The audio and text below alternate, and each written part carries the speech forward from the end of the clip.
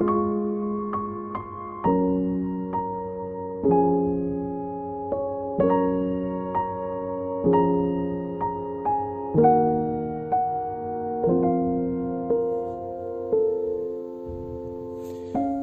nama Bapa dan Putra dan Roh Kudus. Amin.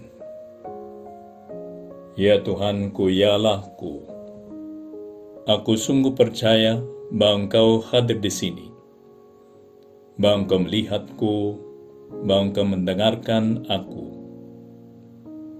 Aku menyembah Dikau dengan hormat.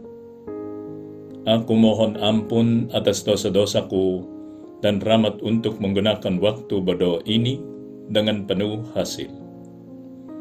Bunda kau yang tak bernoda, Santo Yusuf, Bapa dan Tuanku, malaikat pelindungku, doakanlah aku.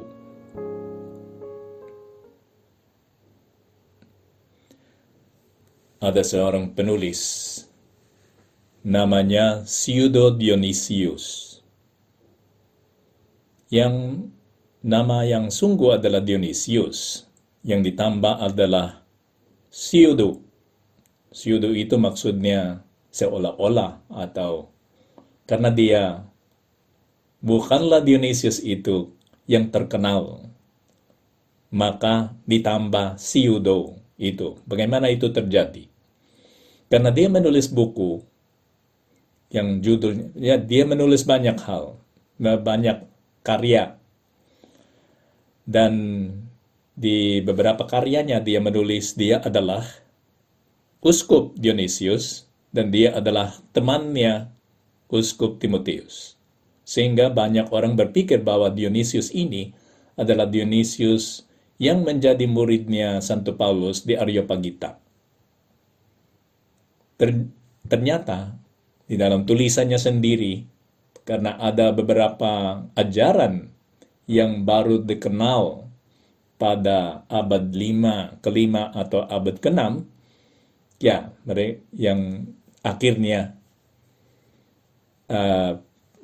para ahli tulisan-tulisan seperti itu mengatakan bahwa kelihatannya ini bukan Dionysius yang Areopagita, tapi Dionysius lain. Nah, kenapa saya berbicara tentang orang ini? Karena dia pernah menulis buku. Nah, judul buku itu adalah De Divinis Nominibus. De Divinis Nominibus itu dalam bahasa Latin maksudnya adalah tentang nama-namanya ilahi, yang ilahi. Kan nama-namanya Allah. Maksudnya dia mau menemukan nama yang bisa dipakai tiap kali kita berbicara tentang Allah. Atau nama-nama yang cocok bagi Allah. Kita tidak akan masuk di dalam karya sendiri karena mungkin lebih susah, tapi ada seorang lain, penulis lain, Etienne Gilson, yang juga pernah meneliti tentang Allah itu yang ada di dalam berbagai agama. Dan dia membandingkan Allah itu. Sehingga dia melihat perbedaan. Allahnya beberapa agama itu beda. Misalnya, agama yang kuno itu di dalam Yunani kuno, dewa-dewinya itu seperti inkarnasinya beberapa hal, seperti angin, atau badai, atau bumi gitu. Itu yang jadi manusia, ya.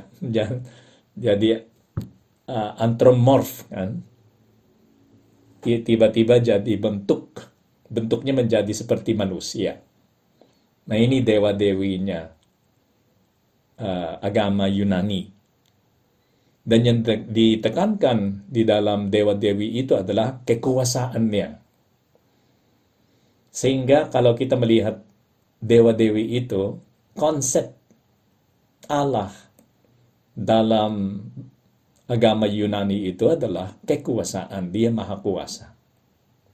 Oke, memang nama itu bisa dipakai, kan? Maha kuasa. Tapi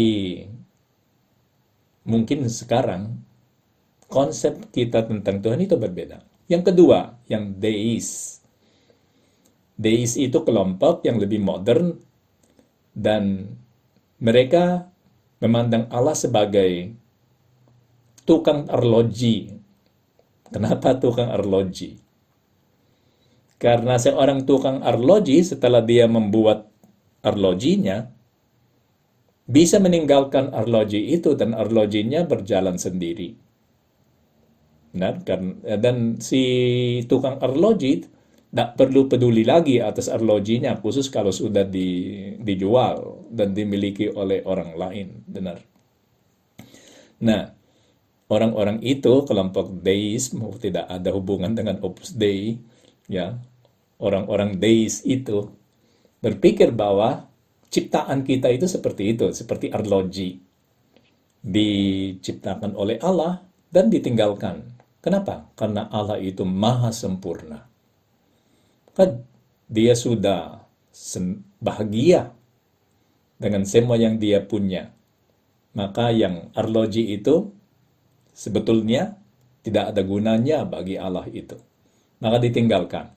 Banyak antara orang-orang itu adalah seorang ateis atau agnostik.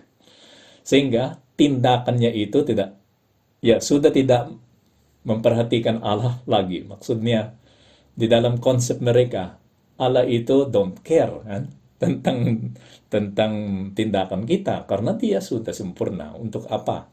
Jadi peduli lagi atas ciptaannya yang sangat rendah ini. Nah, itu konsep kedua tentang Allah. Yang pertama itu yang Yunani, yang maha kuasa, kekuasaan yang ditekankan. Di sini itu yang kesempurnaannya Allah, yang dia tidak perlu sesuatu lagi. Dan ada lagi yang menekankan transendensinya Allah. Dia sangat jauh, sehingga hubungannya dengan ciptaannya, khusus manusia, tidak ada sama sekali. Itu seperti Deis, tapi ini dari sudut pandangan afektif. Allah itu yang transenden, super transenden, tidak mencintai ciptaannya, karena dia transenden. Nah, kita punya Allah yang maha kuasa, Allah yang sempurna, Allah yang transenden, sehingga jauh dari ciptaannya. Tapi seperti Sudo Dionysius, kita bertanya, nama mana yang bisa dipakai, yang paling cocok bagi Allah? Yang menurut saya, nama yang paling cocok bagi Allah adalah yang kita bisa menemukan di dalam Perjanjian Baru, yang disebut oleh muridnya Tuhan Yesus Kristus, Santo Yohanes, di dalam surat pertamanya. Dan katanya di dalam surat itu, saudara-saudaraku yang kekasih, marilah kita saling mengasihi, sebab kasih itu berasal dari Allah. Dan setiap orang yang mengasihi lahir dari Allah dan mengenal Allah. Barang siapa tidak mengasihi, ia tidak mengenal Allah, sebab Allah adalah kasih. Benar, ada Allah yang maha kuasa, ada Allah yang sempurna, ada yang maha sempurna, ada Allah yang maha tinggi, transenden, super transenden, dan ada Allah yang adalah kasih. Memang Tuhan kita itu adalah maha kuasa, maha sempurna, maha tinggi, tapi yang paling esensial menurut Santo Yohanes adalah Allah itu adalah kasih. God is love. Dan di dalam perayaan hari ini, Hati Kudus Yesus, kita bisa melihat bahwa memang Tuhan mau menunjukkan diri bagi kita sebagai Allah yang punya hati. Hati yang kudus dan hati yang sifatnya itu, sifat esensialnya itu sama dengan manusia. Kan? Maksudnya, hati itu untuk apa? Secara esensial, hati itu untuk apa? Hati itu ada supaya kita bisa mencintai orang lain, benar. Dan Allah itu bukanlah Allah yang tidak peduli atas ciptaannya, khusus kepada manusia. Dia bukan Allah yang sangat jauh, transenden, maha tinggi. Dan dia tidak maha kuasa dengan arti yang dia menguasai dan sangat sangat keras bagi ciptaannya. Tidak. Dia adalah kasih dan punya hati. Melihat orang banyak itu, kita akan membaca di dalam minggu ini, hari Minggu yang mendatang ini. Melihat orang banyak itu, tergeraklah hati Yesus oleh belas kasihan kepada mereka. Katanya Santo Matius di dalam Injilnya. Tiap kali Tuhan itu melihat manusia, orang yang perlu sesuatu,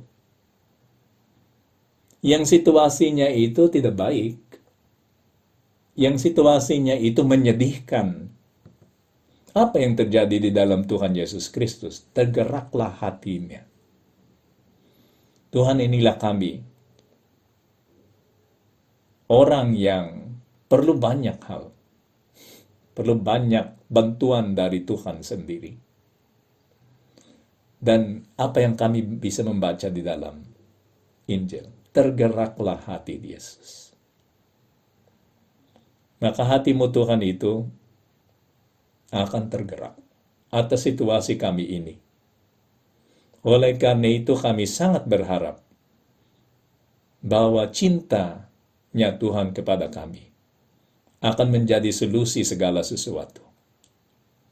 Kami bisa menanggung apapun, melaksanakan apapun, menyelesaikan apapun, memecahkan masalah apapun, kalau kami tahu bahwa Tuhan mencintai kami. Dan Tuhan itu bukanlah Allah yang sangat jauh, tidak peduli. Allah yang maha kuasa sehingga sering marah kepada ciptaannya, bukan. Tergeraklah hati Yesus oleh belas kasihan kepada mereka. Karena mereka lelah dan terlantar seperti domba yang tidak bergembala. Dan Tuhan dengan ini, Matius menjelaskan, Tuhan itu datang untuk menjadi gembala kita. Supaya ada orang yang bisa melindungi kita. Supaya kita merasa terlindungi oleh Allah itu. Maka katanya kepada murid-muridnya, tuaian memang banyak, tetapi pekerja sedikit. Karena itu mintalah kepada Tuhan yang empunya tuaian, supaya ia mengirimkan pekerja-pekerja untuk tuaiannya itu. Tuhan akan menyuruh murid-muridnya, supaya cintanya Tuhan sendiri akan terasa, bisa dilihat, dirasakan oleh masyarakat. Cinta. Saudara-saudaraku yang kekasih, katanya Santo Yohanes di dalam suratnya lagi, marilah kita saling mengasihi, sebab kasih itu berasal dari Allah. Dan setiap orang yang mengasihi, lahir dari Allah dan mengenal Allah. Barang siapa tidak mengasihi, ia tidak mengenal Allah, sebab Allah itu adalah kasih. Sekarang ada banyak tentangan di dalam kehidupan kita di seluruh dunia. Semua kita terkena oleh pandemi ini, kan? Yang sangat menghibur adalah cerita ini tentang pasangan suami istri. Namanya si istri itu Irene.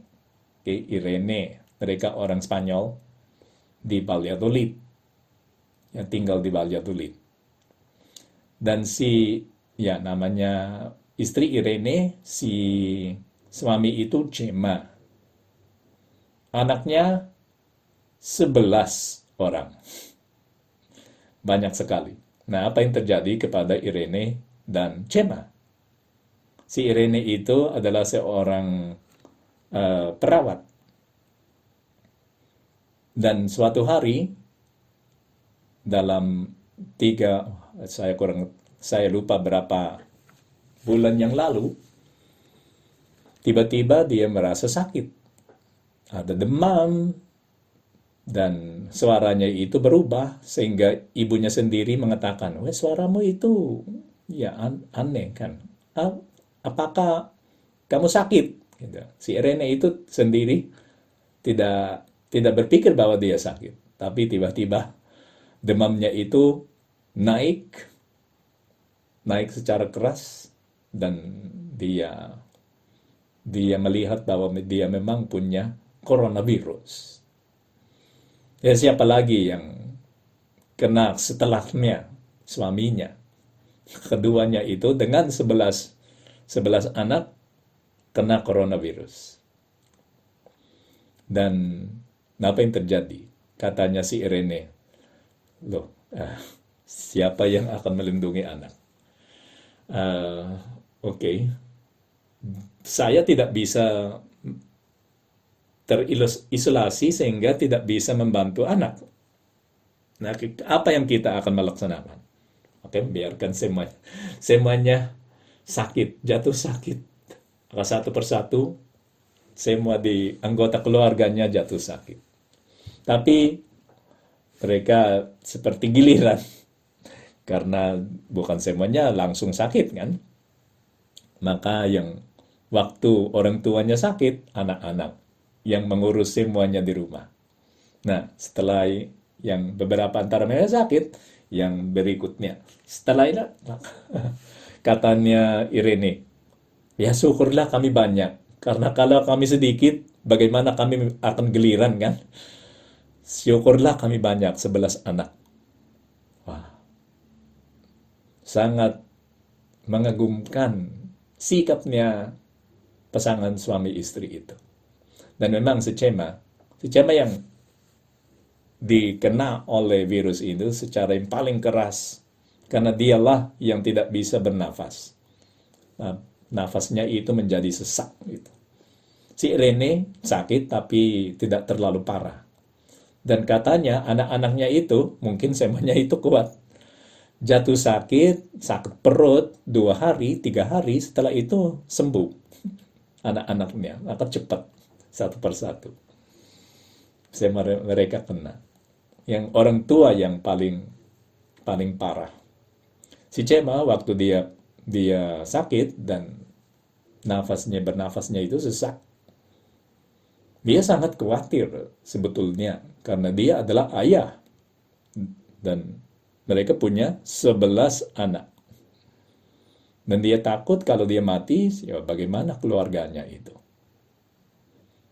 Dia tetap berdoa karena mereka orang beriman.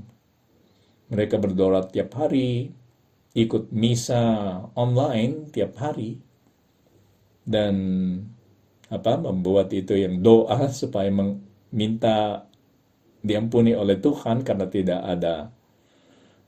ada kesempatan untuk mengaku dosa. Dan tiap hari mereka berdoa rosario, semua mereka bersama.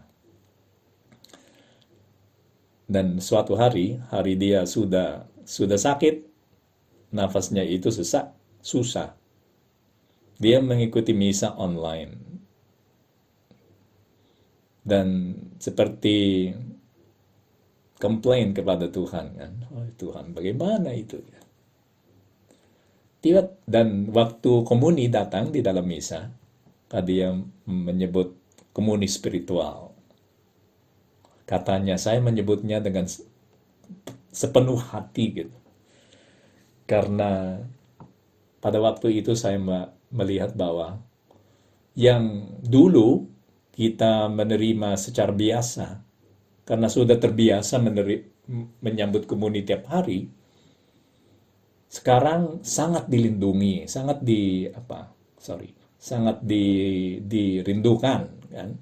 Sangat dirindukan komuninya.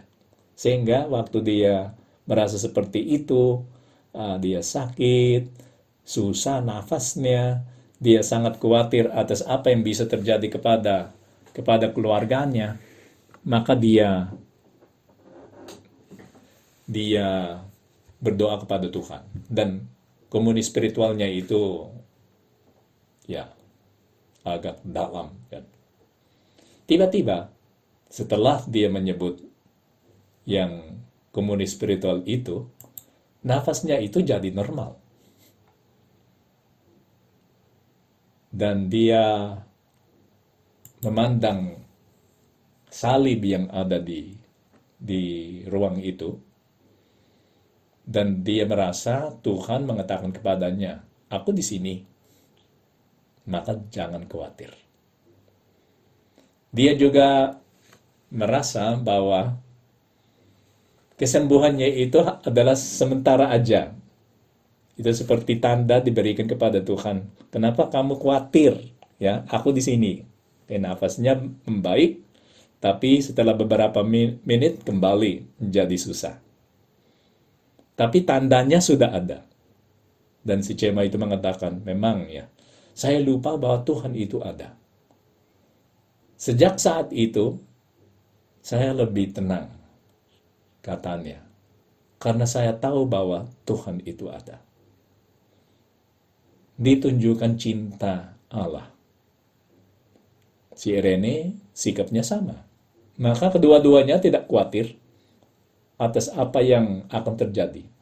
Juga mereka melihat bahwa anak-anaknya itu menjadi sangat responsible, kan? Bertanggung jawab atas semua yang terjadi. Sebagai keluarga, kami menjadi lebih peduli atas satu sama lain, katanya Irene dan Cema. Yang memang untuk mempunyai 11 anak, orang tua itu pasti mencintai anak-anaknya, kan? Karena mau menerima semuanya. Mau menerima semuanya, tidak menolak ya, anak-anak itu yang datang, ya. Mereka meninggalkan diri di dalam tangannya Tuhan, menyerahkan diri kepada Tuhan, ya sudah, hasilnya adalah 11 anak. Okay. Yang paling kecil masih bayi, dan yang paling tua, wanita, masih remaja gitu. Masih remaja. 11 anak. Ya, katanya, wah, Tuhan itu memang melindungi kami. Sangat menghibur cerita seperti ini, kan? Khusus karena orangnya percaya bahwa, dan perasaannya, pengalamannya sungguh seperti itu, bahwa Tuhan itu melindungi mereka. Aku di sini, katanya Tuhan kepada si Cema itu. Kenapa kamu khawatir? Aku di sini, katanya Tuhan. Itulah yang mau ditunjukkan kepada kita oleh Tuhan dengan hatinya yang kudus ini. Karena dengan hati ini, Tuhan Yesus Kristus menyerahkan seluruh keadaannya. Maka Tuhan Allah menyerahkan seluruh keadaannya kepada kita. Karena memang sangat aneh yang hati, kan? Hati itu apa? Kita tahu bahwa manusia ini punya intelek untuk mengetahui dan kehendak untuk memilih. Biasanya yang orang-orang filsuf itu seperti Aristoteles dan Thomas Aquino, yang keduanya itu cukup, intelek sama kehendak. Yang hati itu apa? Oke, apakah itu yang ketiga? Untuk mencintai. Yang hati itu bukan salah satu antara daya kita yang ada di dalam. Hati itu adalah seluruhnya. Katanya Santo Josemaria. Karena itu adalah sumber semua ekspresi, semua pikiran kita, semua perkataan kita, semua tindakan kita itu berasal dari hati. Itu yang disebut oleh Tuhan Yesus Kristus juga. Apa yang keluar dari hatimu, itulah yang akan membuat kita suci atau najis. Benar? Kalau yang keluar dari hati kita adalah kemarahan, iri hati, kekhawatiran, maka yang hati itu kurang baik, benar. Sedikit sakit gitu hatinya. Tapi kalau yang keluar dari hati kita adalah kegembiraan, cinta, kepedulian atas orang lain, maka hati itu berjalan dengan baik. Hati yang spiritual, bukan jantung. Hati. Hatinya seorang yang mengikuti Tuhan Yesus Kristus. Kenapa Tuhan menunjukkan kepada kita hatinya itu yang kudus? Supaya kita merasa dilindungi oleh Tuhan. Di Filipina itu, khusus di paroki kami, karena paroki kami adalah yang ya, Kristus Raja. Kristus Raja. Tapi di Filipina itu disatukan hati kudus Yesus dan Kristus Raja. Sehingga saya masih ingat masa kecil saya, tiap kali kami ikut misa, ada Kristus Raja di belakang altar. Patungnya Kristus Raja di belakang altar, tapi di tengah dadanya itu ada hati kudusnya. Oke, dia raja, tapi hati kudusnya ada di tengah. Dan ada yang enthronement, yang disebut enthronement. Tiap kali ada rumah yang diberkati, saat sama diduduki si Kristus Raja. Ditempatkan Kristus Raja di dalam rumah itu. Sama di paroki itu. Ada Kristus Raja dengan hati kudus Yesus di dadanya itu. Sehingga semua orang merasa dilindungi oleh Tuhan Yesus Kristus. Dan itu benar-benar sangat berguna. Karena di dalam kehidupanku ini yang tidak terlalu, yang sudah mengalami banyak hal, ya. Tapi masa kecil saya, apa yang terjadi? Ada gempa bumi yang besar, mungkin 2 atau 3, sudah 2 atau 3. Ada badai yang merusak semuanya, sehingga di Manila itu selama 1 minggu atau 2 minggu tidak ada air. Semuanya rusak, tidak ada orang yang bisa keluar.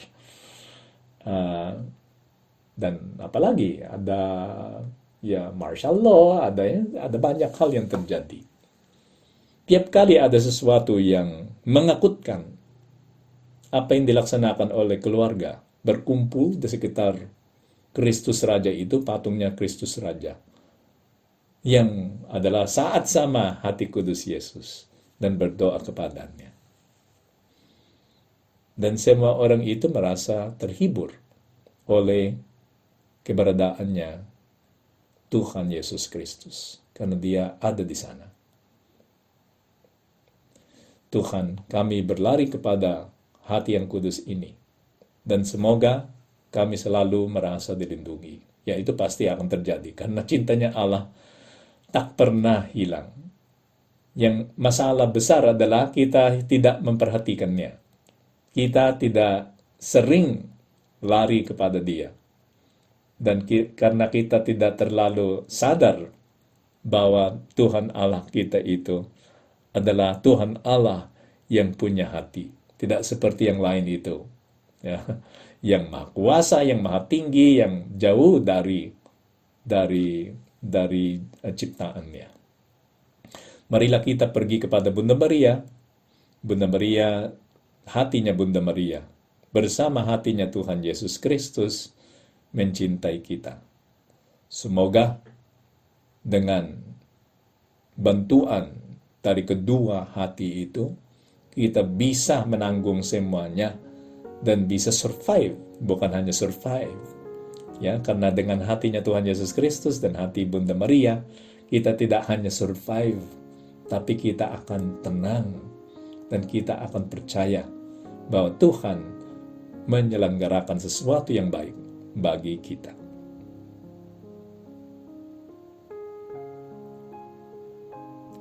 Aku bersyukur kepadamu ya Allahku atas segala resolusi yang baik, kasih dan inspirasi yang telah Engkau curahkan kepada aku dalam renungan ini.